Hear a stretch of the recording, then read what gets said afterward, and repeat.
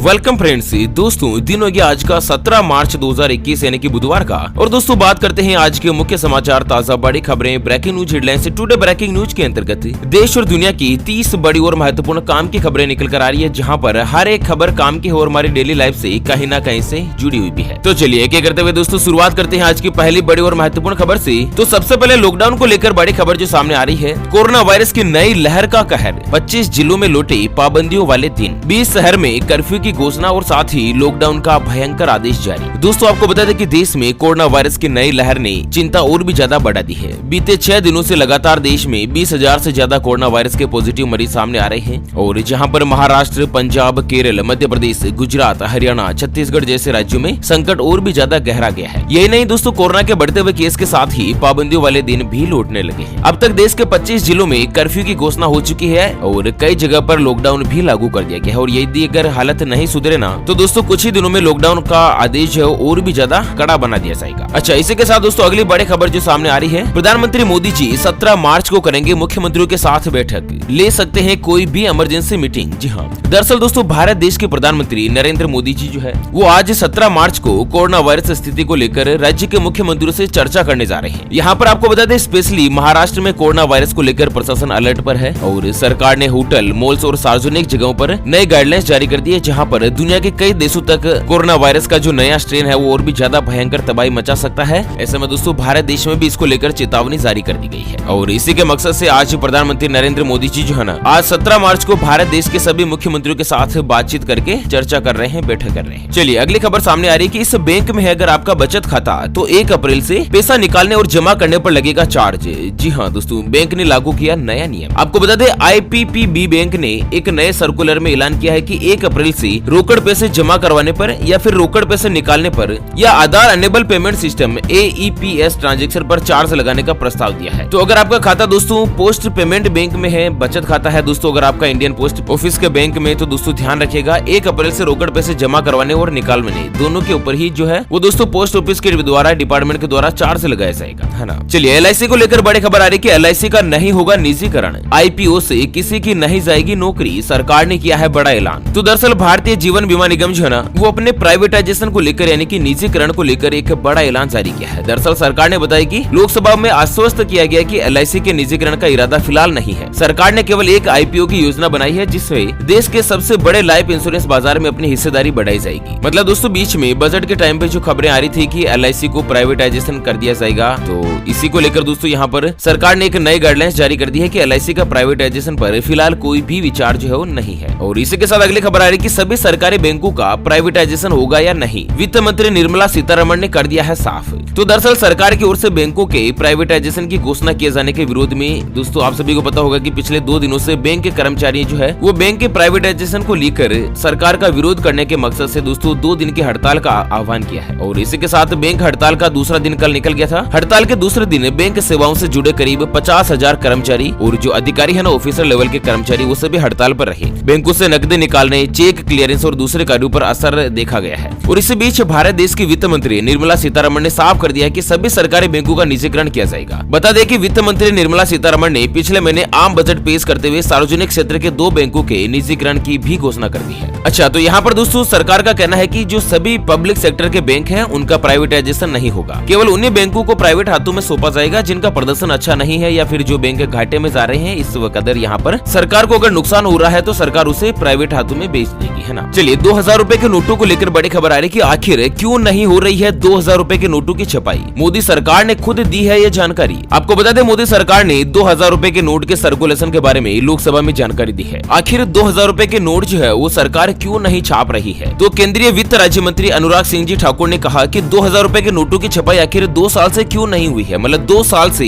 एक भी नोट देश में छपा नहीं है। उन्होंने लोकसभा में बताया कि 30 मार्च 2018 तक नोट जो सर्कुलर में थे वही चल रहे हैं, नए नोट जो RBI के द्वारा नहीं छापे गए हैं। तो दोस्तों सरकार का कहना है कि 2000 रुपए का जो नोट है ना उसकी छपाई बंद करने का फैसला इसकी जमाखोरी और काले धन पर रोक लगाने के लिए किया है। 2000 के नोट को नवंबर 2016 में शुरू किया गया था और सरकार ने काले धन पर रोक लगाने और नकली नोटों को चलन से बाहर करने के लिए 1000 और 500 रुपए के नोट भी साथ के साथ बंद कर दिए थे, है ना। चलिए बेरोजगारी भत्ते को लेकर बड़ी खबर आ रही है कि स्नातक बेरोजगारों को 3500 रुपए तक मिल रहा है हर महीने बेरोजगारी भत्ता, सरकार ने किया है बड़ा ऐलान। जी हाँ दोस्तों, राजस्थान से बड़ी खबर सामने आ रही है कि राजस्थान के कौशल और उद्यमिता राज्य मंत्री अशोक चांदना ने कहा कि राजस्थान की जो राज्य सरकार है उसके द्वारा शिक्षित बेरोजगारों को हर महीने 3,500 रूपए तक हर महीने दोस्तों बेरोजगारी भत्ता दिया जा रहा है। और साथ ही उन्होंने बताया कि इसके लिए शिक्षा योग्यता स्नातक कर रखी है। ऐसे सभी स्टूडेंट्स जिन्होंने दोस्तों ग्रेजुएशन की पढ़ाई पूरी कर ली है और अगर उनको नौकरी नहीं मिली है तो सरकार की तरफ से 3,500 रूपए हर महीने उनको बेरोजगारी भत्ता दिया जाएगा जब तक उनको नौकरी नहीं मिल जाती तब तक। तो दोस्तों ये एक बहुत ही बड़ी यहाँ पर सहायता राशि जो गवर्नमेंट के द्वारा दी जा रही है। तो दोस्तों अपने आप में एक बहुत ही बड़ा तोहफा है ना। चलिए इसी के साथ पश्चिम बंगाल से बड़ी खबर आ रही है। उत्तर प्रदेश के मुख्यमंत्री योगी आदित्यनाथ का हमला, बोले टीएमसी की गुंडागर्दी अब सिर्फ 45 दिन और बची है। आपको बता दें दोस्तों कि पश्चिम बंगाल में चुनाव होने वाले हैं और 26 मार्च से ही चुनाव की तारीख की घोषणा भी हो चुकी है, जहां पर उत्तर प्रदेश के मुख्यमंत्री योगी आदित्यनाथ ने पश्चिम बंगाल की धरती पर टीएमसी की गुंडागर्दी पर जमकर उन्होंने हमला बोला है। उन्होंने कहा कि भारत के अंदर बंगाल जो परिवर्तन की धरती रही है और ये सांस्कृतिक राष्ट्रवाद समेटे हुए देश को दिशा देने वाली धरती है, लेकिन यहाँ पर अब गुंडागर्दी का राज है। मुझे यहाँ टीएमसी की गुंडागर्दी देखकर क्षोभ होता है और इसी गुंडागर्दी को खत्म करने के लिए बीजेपी यहाँ पर आई है और कानून की धज्जियां उड़ाने का राज अब बहुत ही ज्यादा दिन तक नहीं चलेगा। टीएमसी सरकार के बस 45 दिन और रह गए हैं। मुख्यमंत्री बंगाल के पुरुलिया में दोस्तों जनसभा को संबोधित कर रहे थे। कुल मिलाकर दोस्तों भारतीय जनता पार्टी जो है वो कमर कस ली है, तैयार हो चुकी है कि किसी भी तरीके से पश्चिम बंगाल के चुनाव में दोस्तों जीत हासिल करनी ही करनी है। और वहीं दोस्तों